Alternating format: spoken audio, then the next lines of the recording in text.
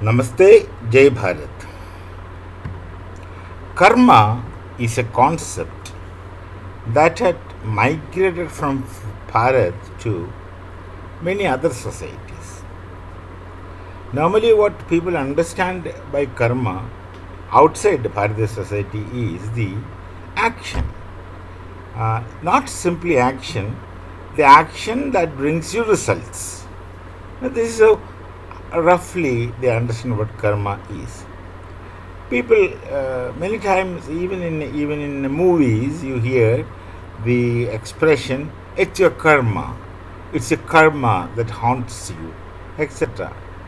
Hardly people talk about good karma, which fetches positive results, but whenever people normally talk of karma, they refer to kukarma, that means bad karma, which brings you bad results. Anyway, the karma, that is that kind of understanding of the concept of karma is very peripheral.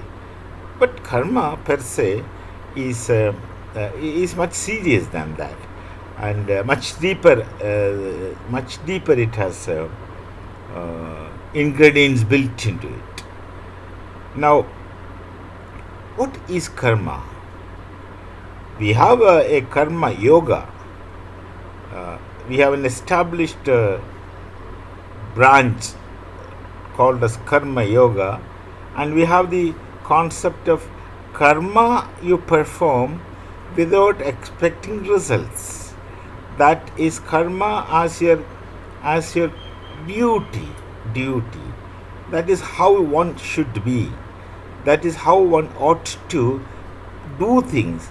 And that kind of karma understanding is there, which is predominantly you find that such understanding in Bhagavad Gita.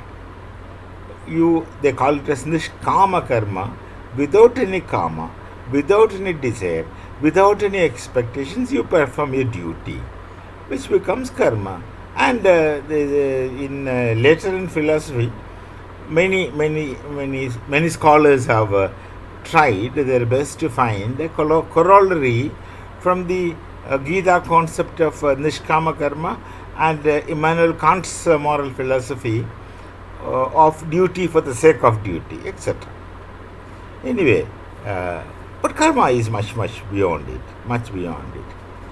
We have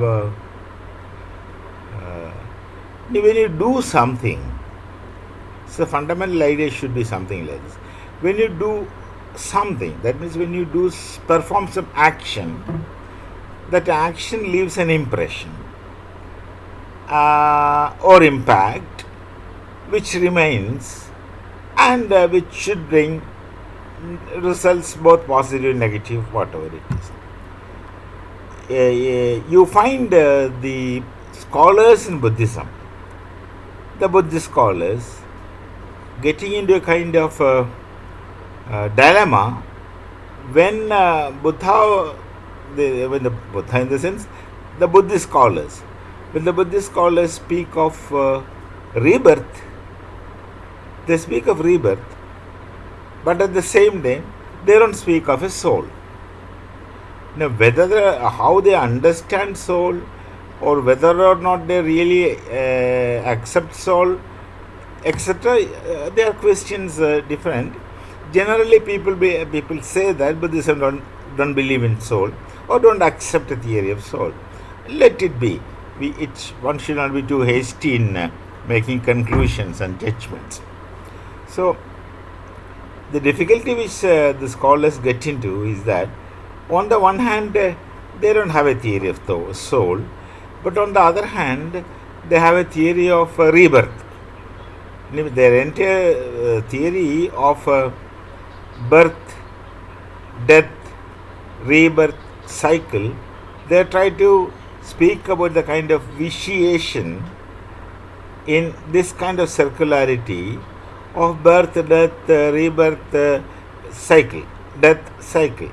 And that this is happening because of your attachment to the worldly objects, earthly, mundane existence, etc.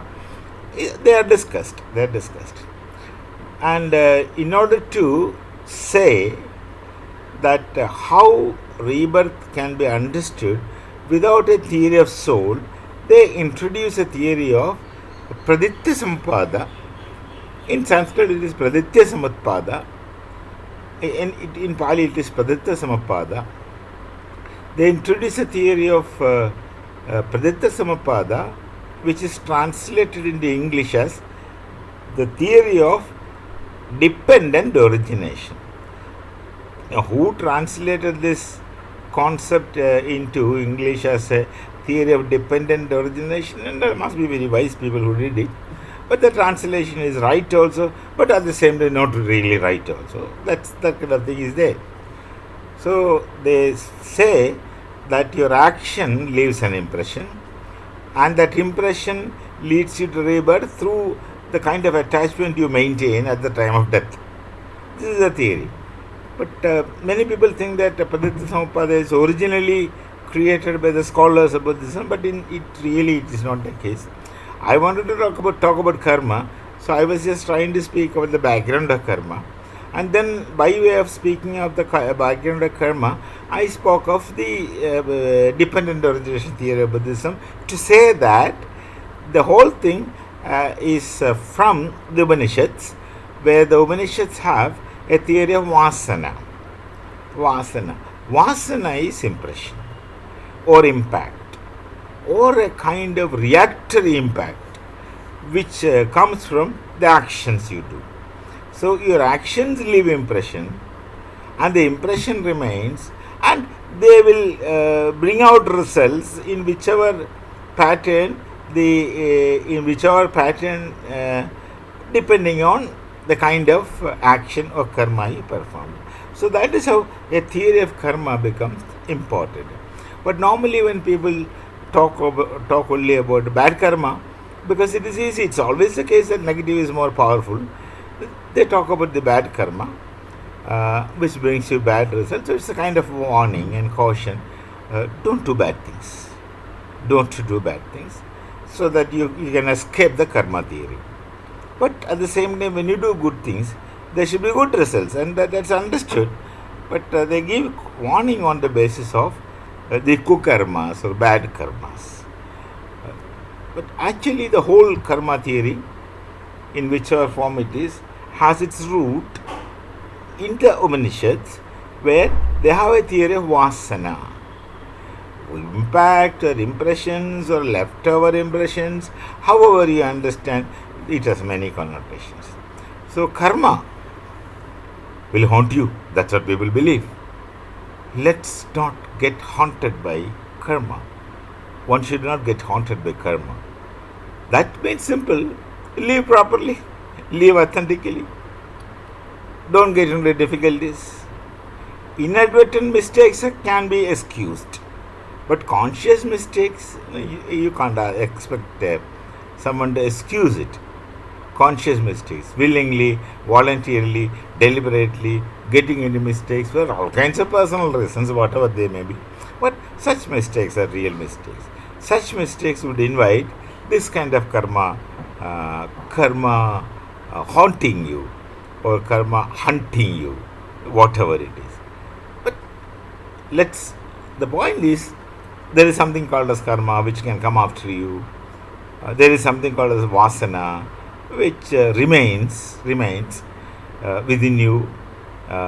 Even within you, things can work from within you after a period of time.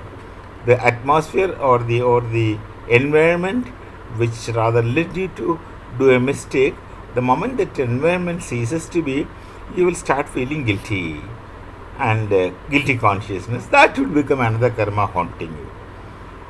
So the point is only simply this: live properly, don't do mistakes in life, knowingly as well as unknowingly. Unknowing mistakes you cannot avoid, but try one's best not to inadvertently get into mistakes, things which could be mistakes, which can lead to mistakes without really you being conscious. So let's be careful about karma. Till we meet again, Namaste, Jai Bharat, Jai Shri Ram.